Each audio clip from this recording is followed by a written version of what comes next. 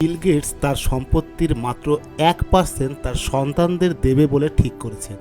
যেখানে বিল গেটসের সম্পত্তির পরিমাণ 10 লক্ষ কোটি, যেখান থেকে মাত্র 1% তার সন্তানকে দেবে। কেন বিল গেটস তার সন্তানদের সঙ্গে এমনটা করছে? বিল গেটস কেন তার সন্তানদের সঙ্গে এমনটা করছে?